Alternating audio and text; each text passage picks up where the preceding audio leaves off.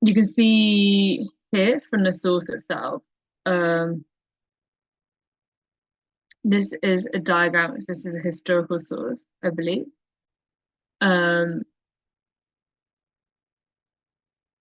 and it's a diagram of how the slave trade was carried out. So remember in the first source we saw in the very beginning, so we saw the people being led up on top of the ship.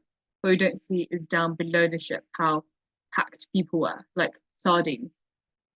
Absolutely cramped together, men, women, and children. You can also see the different estimates, right? So 12.5 million enslaved Africans versus the Britannica estimate.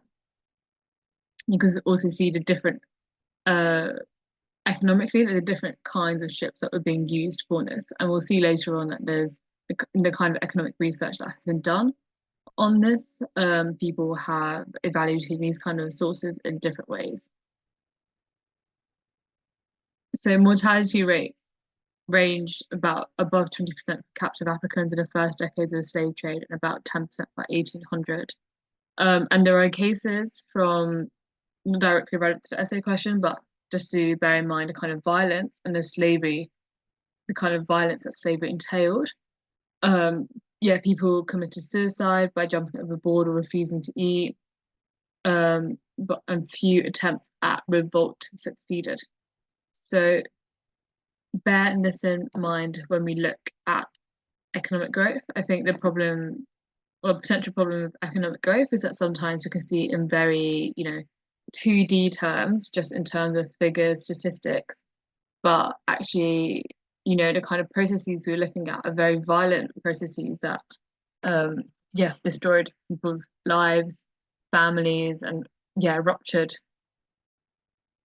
absolute ruptured centuries of societal harmony in some parts of the world, including Africa.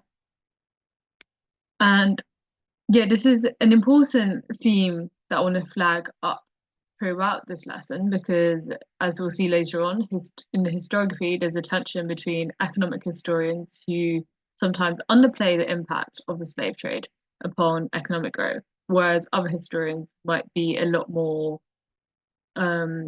focused on what the slave trade actually was, and by extension, they end up seeing it as hugely significant for the global economic growth.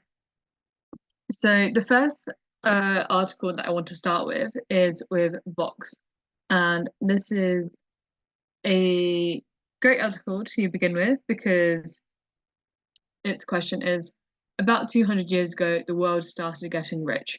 Why?